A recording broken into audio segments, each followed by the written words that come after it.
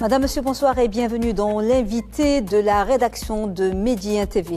Il y a presque 2 semaines, le 14 octobre dernier, l'association Beiti et l'ONG espagnole Aïda ont organisé un atelier de réflexion sur la lutte contre la violence sociale chez les mineurs et la radicalisation sur les réseaux sociaux pour mettre le doigt sur les causes de la vulnérabilité qui font de ces jeunes et des victimes faciles de toutes sortes de radicalisation sociale, culturelle ou encore religieuse. Cet atelier de réflexion était aussi l'occasion de présenter les résultats d'une étude à ce sujet qui a été réalisée sur des échantillons de la ville de Tanger et de Casablanca par la sociologue, docteur de la Sorbonne et enseignante à l'université Hassan II de Casablanca, Hakima Lala, que nous avons le plaisir de recevoir ce soir sur notre plateau.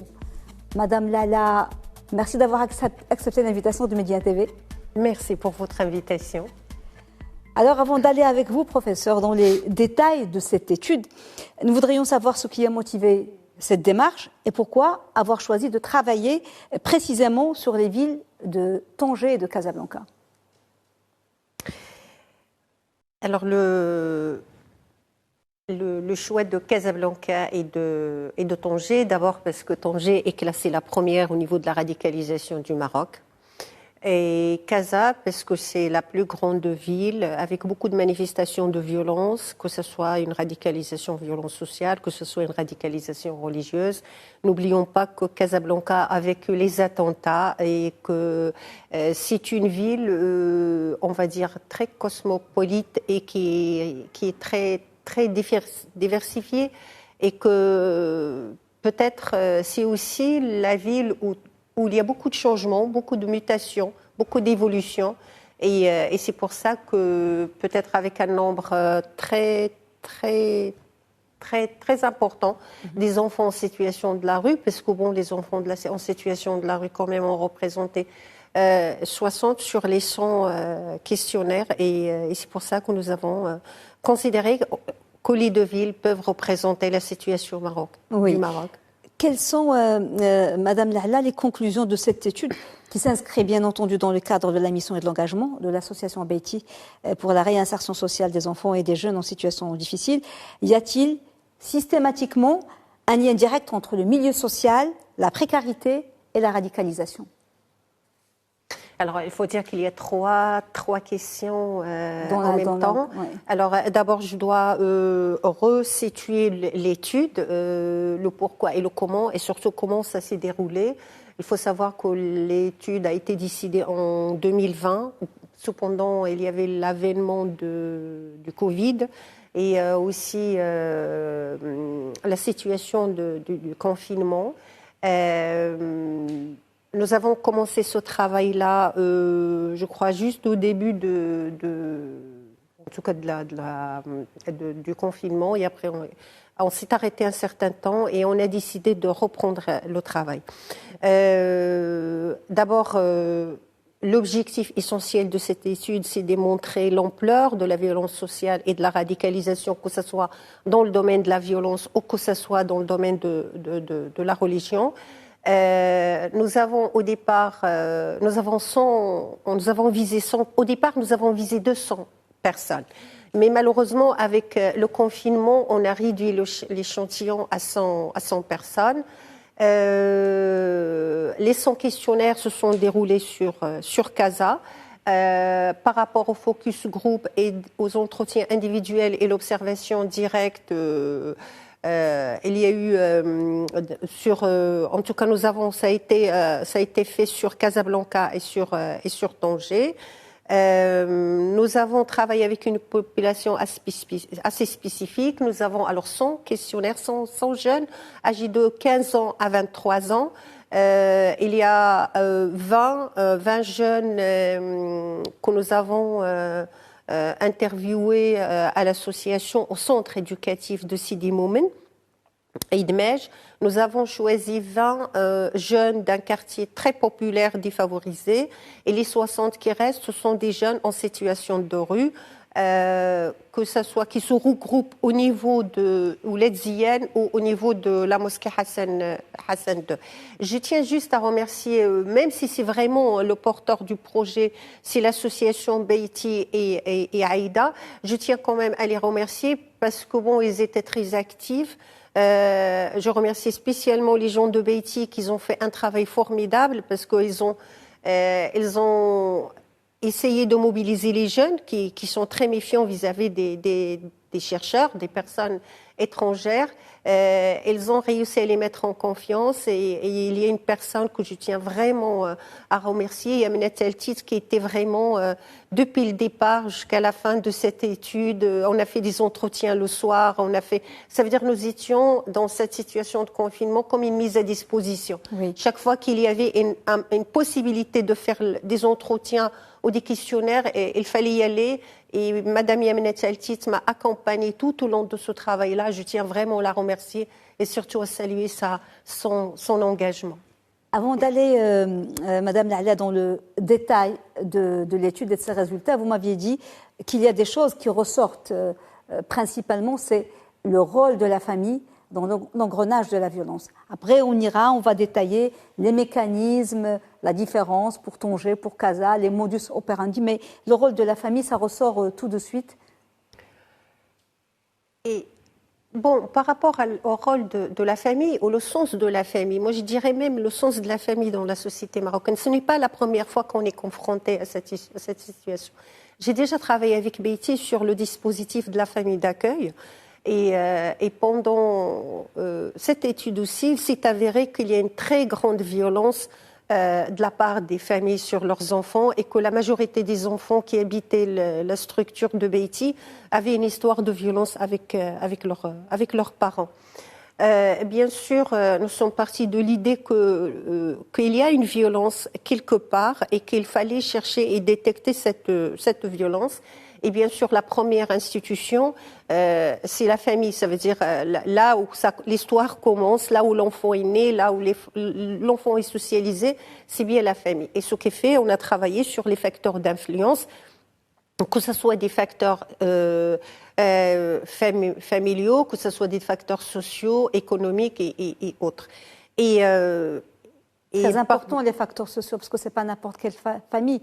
Ce sont des milieux généraux qui vivent dans une précarité, des difficultés économiques. Bien sûr, on a donné les traits de caractère de la population. Et c'est pour ça que je précise que cette étude, ces résultats ne concernent que cette population. Ça veut dire que nous ne sommes pas dans une situation de généraliser, de dire que toute la société marocaine est dans cette optique. Non, loin de là. C'est vraiment cette population.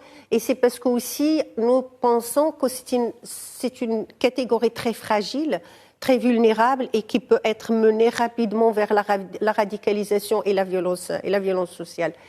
Il y a quelque chose qui m'a beaucoup marqué dans cette étude, même si je parle ici, parce que nous avons quand même une catégorie de, on va dire 40 questionnaires où il y a un lien familial. Par contre, on ne peut pas parler d'affaiblissement des liens familiaux. C'est l'inexistence. Ça veut dire qu'on se retrouve dans des situations où il y a un groupe de personnes qui vivent dans un lieu ensemble, mais ils n'ont ni la notion du lien familial ni social, absolument aucune relation entre le groupe à part la violence. Ça veut dire que lorsqu'on va de l'intérieur poser des questions, surtout concernant les enfants en situation de rue, elles sont pratiquement tous et toutes parties à cause de la violence familiale et essentiellement la violence du père. Ça, c'est un résultat tangible. La violence du père est vraiment fort présent, déterminant et accablant en même temps pour le devenir de l'enfant. Ça veut dire que c'est vraiment très, très, très fort. Et la violence, c'est hiérarchique, ça veut dire qu'il va violenter la mère, il va violenter les enfants. C'est vraiment, c'est une construction verticale.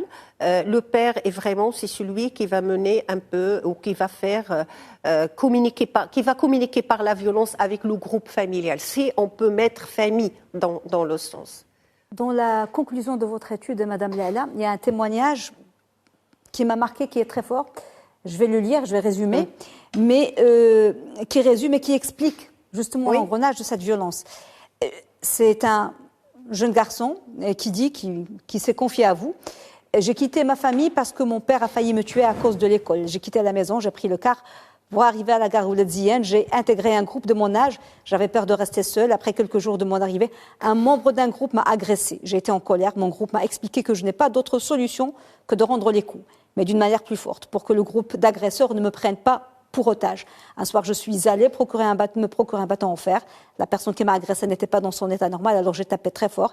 La personne que j'ai agressée a été complètement défigurée. Elle m'a dénoncée à la police. J'ai été jugée et emprisonnée pendant 3 mois.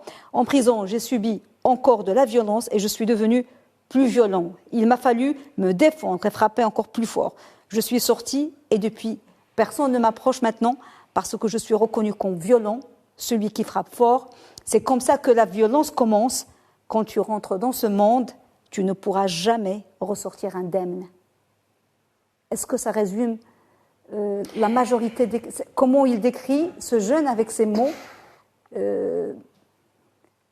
au départ, est-ce qu'il y a des candidats, le contexte social et économique, son témoignage est accablant. Je crois que c'est une... Vous vous souvenez de ce jeune ? Oui, bien sûr. Bien sûr, je me souviens et je me souviens bien d'autres. Parce que vous savez, on garde des histoires dans nos têtes. C'est vrai qu'on travaille d'une manière, on va dire, rationnelle, raisonnée, réfléchie, mais n'empêche qu'on reste des êtres humains et on garde de nous des têtes. Et même la dernière fois, j'ai posé la question sur surtout 2 filles. Parce qu'il y a aussi ça, cet renversement de la situation, des rôles, des filles qui sont venues de Jadida pour travailler et prendre leur mère et leurs petits frères en charge. Et moi, j'étais marquée par leur beauté, entre guillemets, sincèrement. Ça m'a beaucoup choquée parce que je me disais, elles vont aller à Ouled Ziyane, elles vont être peut-être sujettes de violence, de viol. Et là, à travers ce groupe-là, je découvre une autre réalité, c'est que les jeunes qui ont quitté leur famille à cause de la violence, c'est vrai qu'ils n'ont pas d'autre moyen de se défendre que par la violence. Alors, elles se regroupent par âge, par affinité, et assez souvent, elles créent des liens. C'est comme s'ils deviennent une famille qui se protègent mutuellement. Alors, il y a ces 2 filles qui étaient dans ce groupe-là, qui étaient plus ou moins protégées par d'autres garçons, et qui ont aussi d'autres systèmes de protection. Ils vont dormir juste à côté de la police, et ainsi de suite. Et ces jeunes-là aussi sont violentés parce qu'ils passent pour dormir à la mosquée à Saint-Denis. Et là, ils font à tour de rôle de la surveillance. Ils ne dorment pas la nuit. Ça veut dire qu'il y a toujours un. Et même lorsqu'ils se donnent, parce qu'ils consomment beaucoup de produits d'addiction, il y a toujours un qui reste éveillé pour surveiller le groupe. C'est lucide. Lucide parce qu'ils ont peur des alcooliques, des ivrognes qui viennent les violer la nuit. Et ils ont tout le temps un instrument en fer pour se défendre. Mais c'est toujours le même système, que ce soit les filles, que ce soit les garçons. À un moment donné, il faut vraiment intégrer ce rôle de personne ou de personnage. Ce n'est pas la personne. Parce que la personne est très vulnérable. La personne est très fragile. L'enfant est très fragile. Et même apeuré quelquefois cet enfant.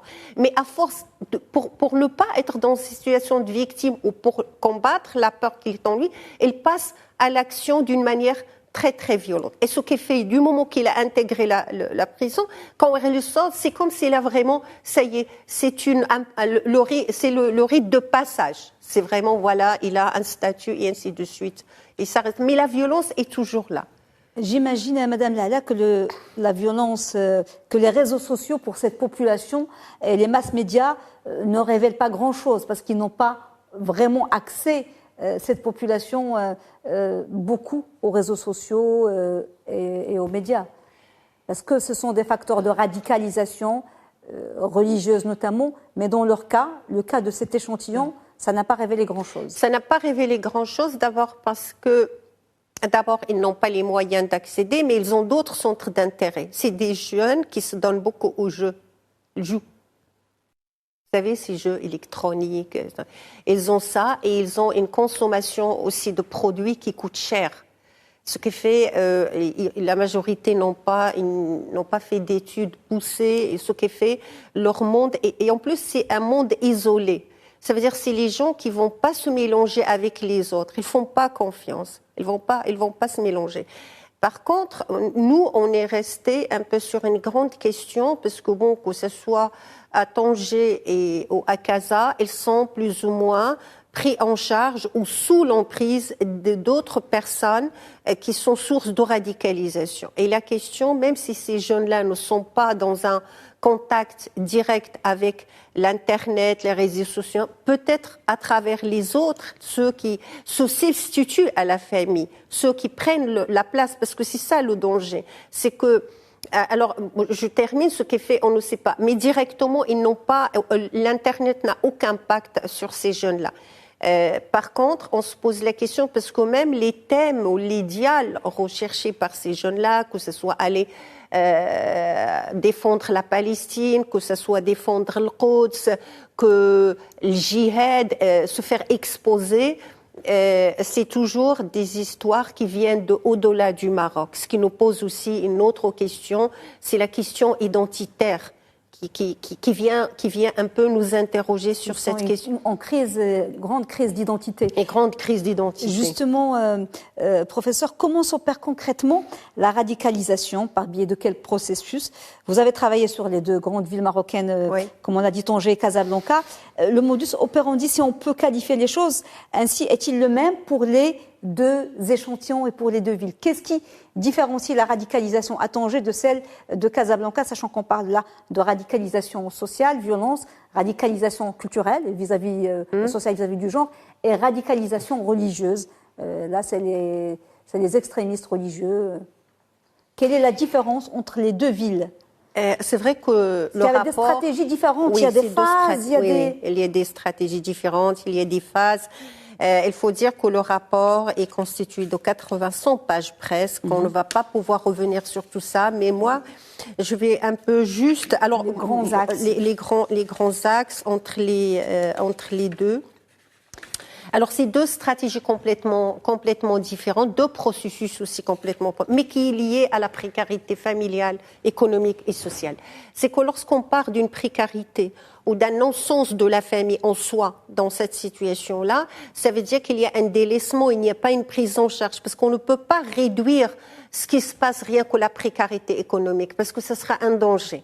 On peut être dans une situation de précarité extrême et être dans une situation de familiale plus confortable. On a les liens, on est solidaire, on est là pour vraiment s'entraider. Nous, on se retrouve dans une situation de deux personnes, peut-être qui se sont croisées, d'après mon analyse, parce que lorsque je leur pose la question comment ils ont fait pour faire connaissance de leur époux, de leur épouse, leurs parents, comment leurs parents se sont rencontrés, c'est des gens qui se sont retrouvés, qui ont fait des enfants, mais bon, on va dire des enfants, ce n'est pas un jugement de valeur, mais biologique. On va dire juste, c'est des enfants biologiques. C'est la description, moi, que je donne à cette situation-là. Et ce qui est fait, il n'y a pas cette notion de la protection, parce que la famille est construite sur la protection, sur l'ensemble. Ça veut dire que la protection psychologique, économique, sociale, scolaire, et ainsi de suite. L'enfant, il est là sans être là. Les parents, surtout les pères, consomment beaucoup de produits. Assez souvent, ils sont en manque. Il y a une violence. La mère qui travaille tout le temps, parce que c'est elle qui prend plus ou moins la situation en charge, et ces enfants sont dans des situations d'errance dans la rue. Sinon, ils restent dans les quartiers, vous savez, dans un coin et ainsi de suite. Et ils prennent possession du lieu. Et ils se regroupent, et alors je parle essentiellement de Tanger, oui. Et c'est là que dans cette absence totale de la famille, que ce soit la famille proche ou la famille élargie, qu'il y a cette personne qui opère au niveau du quartier qui va les approcher. Mais il ne va pas les approcher directement comme une démarche religieuse. La première chose, il va les prendre en charge. Oui. Il va les écouter, il va intégrer leur groupe, il va les accompagner, il peut assister à leur consommation de produits néfastes pour leur santé. Oui. Et après, il va quelques petits besoins. Oui, il va les prendre en charge, il va leur donner à manger, et ensuite, peu à peu, lorsqu'ils vont être sous l'emprise, il va les inviter à la mosquée, il va commencer tout un travail, et après ce travail-là, après un certain temps, il va prendre l'identité ou l'identifiant du père. La famille. Ça veut dire il aura sa parole, il aura une maîtrise totale des enfants, il veut devenir le référent. Même les parents, ils vont être sous l'emprise de cette personne-là. Ça veut dire, au lieu de, si l'enfant ne rentre pas, ou si, donc, ils vont lui dire, on ira voir telle personne. Et ça veut dire, elle va être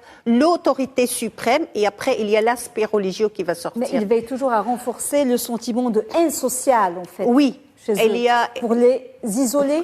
Au départ, c'est une situation de précarité propre à la personne de la famille. Ça veut dire, elles vont juste dire au départ, c'est le père qui est violent, on n'avait rien à manger, on n'avait pas un logement, le père est mort, le père est parti, ainsi de suite. Et après, ils vont élargir ce discours pour prendre l'État en cause. Ça veut dire que c'est l'État qui fait ça, qui ne prend pas, qui n'est pas là pour nous.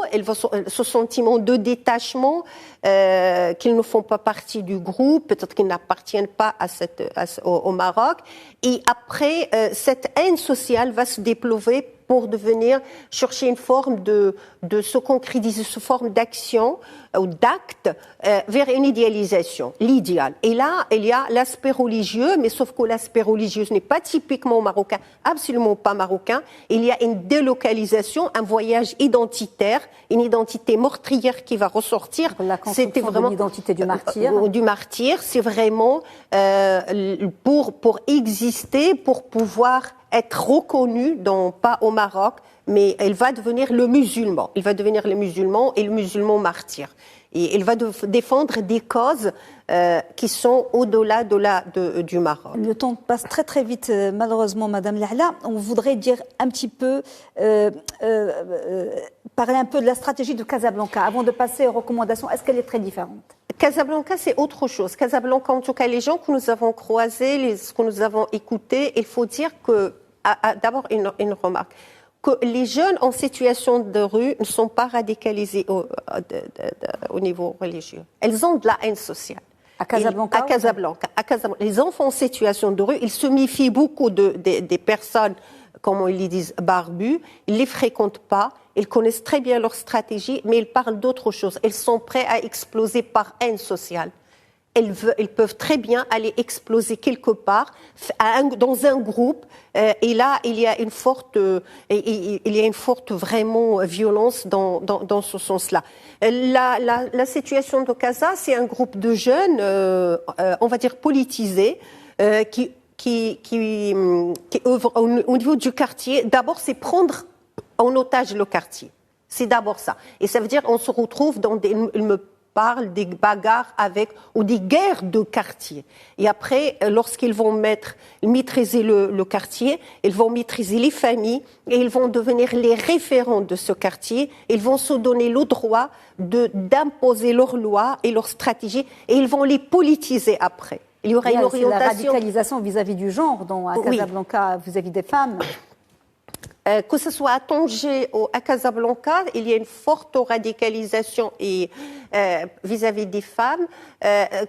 Finalement, si on peut parler d'une radicalisation avérée dans la société marocaine, que ce soit au niveau de la violence sociale ou que ce soit de la radicalisation religieuse, c'est vraiment vis-à-vis de la femme. Ça veut dire c'est l'élément 1 à maîtriser, c'est l'élément 1 à soumettre. Et dans les témoignages, j'ai poussé un petit peu, surtout pendant les entretiens, ils disent il faut qu'ils soient à l'écoute de nous les hommes.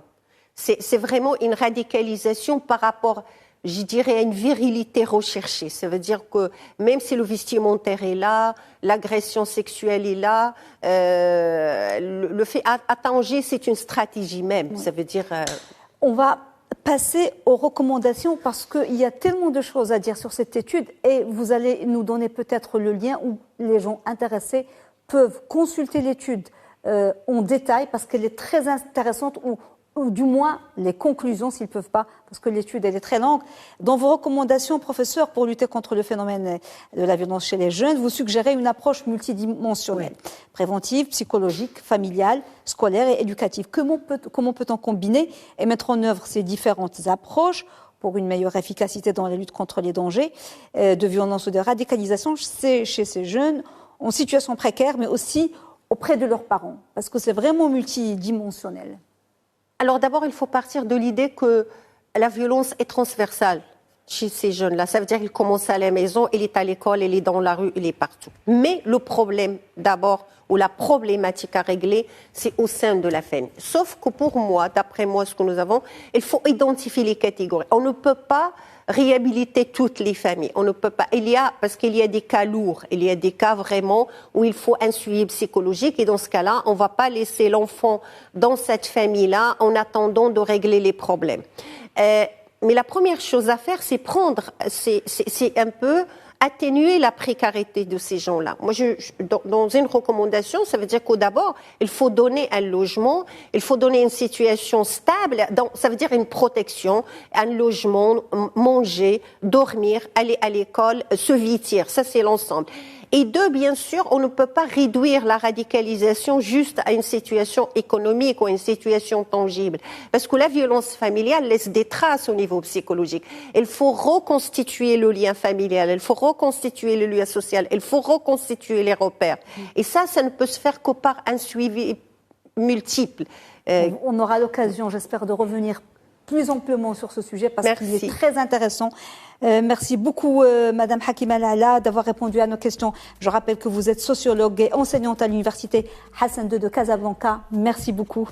Madame, monsieur, merci de nous avoir suivis. Très belle suite des programmes sur Média TV.